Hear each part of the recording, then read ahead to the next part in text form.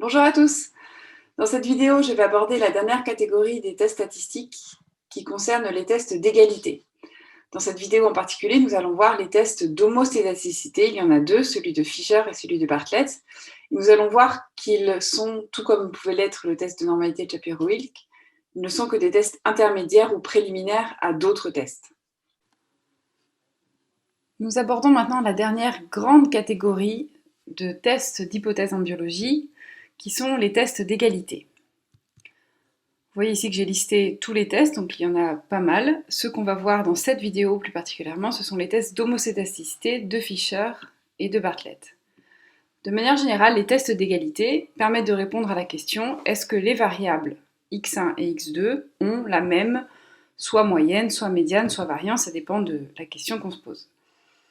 Et donc pour tous ces tests, l'hypothèse nulle, ça va être l'égalité des paramètres que l'on considère. Donc par exemple, si on regarde l'égalité des moyennes, l'hypothèse nulle, c'est les deux moyennes sont égales. Et en fonction du contexte biologique, l'hypothèse alternative sera soit simplement le contraire de l'égalité, qui est donc les deux paramètres sont différents, auquel cas on dit qu'on fait un test bilatéral parce qu'on considère les deux côtés possibles. Par contre, si on privilégie une hypothèse alternative, par exemple si on sait que notre question c'est soit on a égalité ou bien il y en a un qui est supérieur à l'autre, dans ces cas-là on fait un test unilatéral parce qu'on a privilégié un côté, unilatéral. Donc ici dans la suite de ces diapos, je vais toujours présenter le test unilatéral dans ce sens-là, mais on pourrait très bien en inversant les deux variables faire le test unilatéral dans l'autre sens. On voit ici que les tests d'homoscédasticité de Fisher et de Bartlett sont des tests intermédiaires, c'est-à-dire que ce ne sont pas les tests qui permettent de répondre à la question finale qui est ici, mais ce sont simplement des tests qui permettent de choisir le test le plus approprié pour répondre à la question finale, donc un petit peu comme le test de normalité de Shapiro-Wilk. Le test d'homoscédasticité de Fisher s'applique lorsqu'on a des variables, des données quantitatives, que la question qu'on se pose c'est est-ce qu'il y a une différence entre les variables, qu'on a seulement deux séries de données non appariées, je reviendrai là-dessus, et qu'on a vérifié que chacune des deux séries de données suit une loi normale. Et dans ces cas-là, afin de choisir entre le test T non apparié et le test de Wilcoxon non apparié pour répondre à la question est-ce qu'il y a une différence, eh bien on va devoir faire un test d'homoscédasticité de Fisher qui, en fonction de la réponse, variance égale ou différente, nous permettra de choisir le test le plus approprié. Le test d'homoscédasticité de Fisher permet de vérifier si deux variables aléatoires quantitatives et non appariées, suivant une loi normale, ont la même variance. Donc les données qu'on a à disposition, ce sont deux échantillons de tailles potentiellement différentes, parce que les variables ne sont pas appariées, et pour lesquelles on a vérifié la normalité. On va appeler S1 carré et S2 carré les variances des échantillons, à ne pas confondre avec les variances des variables aléatoires qui correspondent donc à la population qu'on ne connaît pas. Donc sigma 1 carré, sigma 2 carré, on ne les connaît pas. Ce qu'on a à disposition, c'est simplement les variances d'échantillons. On va supposer que S1 carré, c'est la plus grande des variances des échantillons. Si ce n'est pas le cas, on va simplement inverser les rôles de x1 et x2. L'hypothèse nulle de ce test est que les variances des variables aléatoires sont égales, donc sigma 1 carré égale sigma 2 carré. Alors attention, je répète, ce ne sont pas, ici on parle des variances des variables aléatoires, donc qui portent sur la population, éventuellement virtuelle même, en tout cas la population qu'on ne connaît pas. Et l'hypothèse alternative, ça va être que sigma 1 carré est plus grande que sigma 2 carré. Il n'aurait bien sûr pas de sens de faire un test statistique pour simplement vérifier sur les variances d'échantillons, si elles sont égales ou pas. Il suffirait de faire le calcul. Là, on a besoin de savoir si, en se basant sur l'échantillon, on peut en déduire que les variances des populations, donc des variables aléatoires, sont égales ou non. La statistique de test, donc ce qu'il faut calculer sur vos données, c'est ceci. Donc c'est simplement le rapport entre la plus grande variance d'échantillon et la plus petite variance d'échantillon. Donc c'est forcément plus grand que 1. Et on voit bien que si l'hypothèse nulle était vraie, les variances des échantillons devraient se ressembler, puisque les variances des populations seraient égales. Donc cette grandeur devrait être proche de 1. Et plus elle est grande, plus on a envie de rejeter H0. C'est pour ça que justement, donc on va rejeter H0 si cette grandeur est plus grande qu'un certain seuil critique qui est choisi mathématiquement comme étant le quantile d'ordre 1 - alpha, où alpha c'est le niveau de test qu'on s'est fixé auparavant, de la loi de Fisher à n1-1, n2-2 degrés de liberté. Donc n1 et n2 étant les tailles d'échantillons respectives. La deuxième méthode, si on n'a pas besoin de faire le calcul à la main, c'est simplement de regarder la p-valeur donnée par le logiciel par exemple, et vérifier si elle est plus petite que le seuil qu'on s'est fixé ou pas. Afin de se fixer les idées, voyons maintenant un exemple. Supposons qu'on a deux variables rendement en céréales donc de deux champs A et B, et on aimerait savoir s'il y a une différence entre les rendements en céréales des champs A et B. Donc on est bien dans le cas où on a deux variables quantitatives.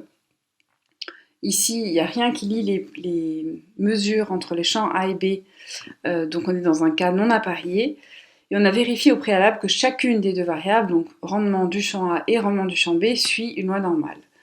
Donc on est bien dans ce cadre ici. Quantitatif, il existe une différence, deux séries de données non appariées, les deux suivent une loi normale.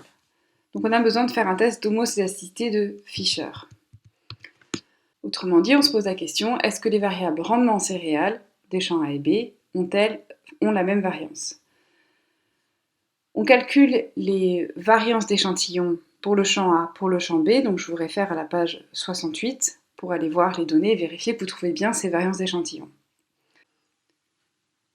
L'hypothèse nulle est l'égalité des variances des variables rendement en céréales des champs A et B, et l'hypothèse alternative, c'est celle du champ A est plus grande que celle du champ B, puisqu'on voit que la variance d'échantillon du champ A est plus grande que la variance d'échantillon du champ B. Donc on a l'hypothèse alternative dans ce sens-là.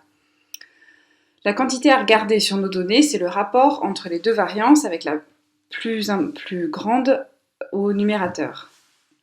On obtient 1,705. Cette grandeur est à comparer avec un seuil critique qui est donné par le quantile d'ordre 1 - alpha de la loi de Fisher à n-1, n-2 degrés de liberté.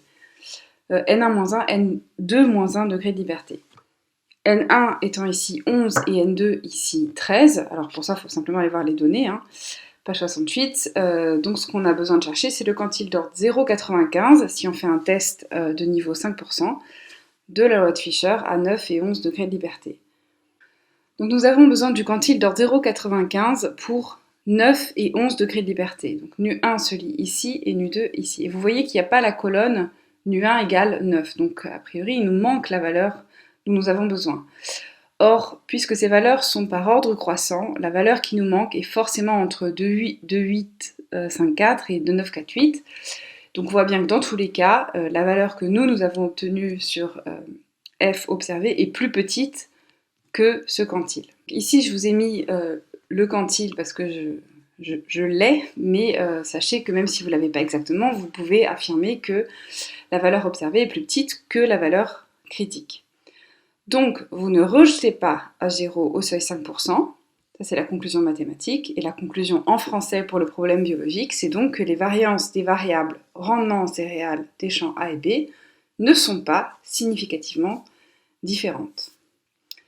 Si vous aviez à votre disposition un logiciel tel que R, le test à faire, ce serait var.test, en précisant que l'hypothèse alternative, c'est la première est plus grande que la deuxième, donc en mettant greater, plus grand. Vous obtiendrez une p-valeur de 0,2 qui est plus grande que le seuil de 5% qu'on s'est fixé, donc on ne rejette pas H0 au seuil de 5% et on obtient donc bien sûr la même conclusion qu'avec cette première méthode. Dans le cas similaire, vous avez des variables quantitatives qui suivent toute une loi normale, mais vous avez plus de 3 séries de données, vous n'allez plus pouvoir faire le même type de test, puisqu'il n'aura plus de sens de regarder le rapport entre vos 3 ou plus variances d'échantillons. Vous allez faire dans ce cas-là ce qu'on appelle un test d'homocédasticité de Bartlett. Le but va cependant être similaire, c'est-à-dire ça va être de vérifier si vos 3 variables ou plus ont même variance. Donc vous aurez des échantillons de taille respective N1, N2, etc. pour laquelle on a vérifié à chaque fois la normalité. On appellera dans la suite N l'effectif total, SI carré les variances de chacun des échantillons, et S carré, vous voyez, une espèce de moyenne des variances. L'hypothèse nulle ici, c'est que toutes les variances des variables aléatoires sont égales, donc sigma 1 carré égale sigma 2 carré, etc. L'hypothèse alternative, là il faut faire attention, le contraire de tout le monde est égal, c'est qu'il y en a au moins un qui est différent. Donc l'hypothèse alternative, c'est au moins une des variances diffère des autres. La formule à considérer sur vos données est celle-ci, donc elle est un peu lourde, mais bon, il n'y a rien de très compliqué. Ici, le ln, ça veut dire logarithme, donc il faut comparer le logarithme de la variance globale avec cette moyenne des logarithmes de chacune des variances d'échantillons qu'on pondère par cette quantité ici. Et si cette grandeur est plus grande qu'un seuil critique, alors vous rejetez A0 au seuil alpha. Le seuil critique est donné par le quantile d'ordre 1 alpha de la loi du Qui 2 à k moins 1 degré de liberté, où ici k, attention, c'est le nombre de variables aléatoires que vous considérez. Donc ça peut être par exemple k égale 3. Et la méthode 2, classique, c'est simplement si la p-valeur est plus petite que alpha, alors vous rejetez A0 au seuil alpha. Voyons un exemple numérique. On cherche à étudier l'impact du type de sol sur le rendement des plantes. Donc on cherche à répondre à la question, existe-t-il une différence entre les rendements des champs A, B et C, où chaque champ correspond à un certain type de sol. On a 3 séries de données quantitatives. On vérifie que chacune d'elles suit une loi normale. Si c'est bien le cas, alors pour savoir quel test on fera au final, donc je reviens en arrière, ici on cherche à répondre à cette question. On a plus de 3 séries de données, on sait que toutes suivent une loi normale et le test d'homocédasticité de Bartlett va nous permettre de choisir entre ce test-là ou ce test-là en fonction de la réponse qu'on va avoir au test. Le test de Bartlett nous aidera à savoir si les 3 variables aléatoires ont même variance. Donc l'hypothèse nulle, c'est les 3 variances sont égales, et l'hypothèse alternative, c'est au moins une diffère des autres. Donc la quantité à regarder, c'est celle-ci, donc vous vérifierez par vous-même, vous êtes bien capable de faire ce calcul. Ici, il faut appliquer la variance pour chacune des colonnes. ln de s carré, c'est le logarithme de la moyenne de ces variances selon la formule donnée auparavant. Et on obtient donc voilà cette grandeur 1,335. Cette grandeur est à comparer à un seuil critique qui est ici, si on fait un test de niveau 5%, eh bien c'est le quantile d'ordre 0,95 de la loi du Qui 2 à 3 moins 1 degré de liberté. 3 étant le nombre de variables qu'on considère, A, B, C, donc 3. On peut aller voir dans la table que ce quantile vaut 5,991. On est plus petit que le quantile, donc on ne rejette pas A0 au seuil 5%. En français, ça veut dire donc que les variances des variables rendement des champs A et B ne sont pas significativement différentes.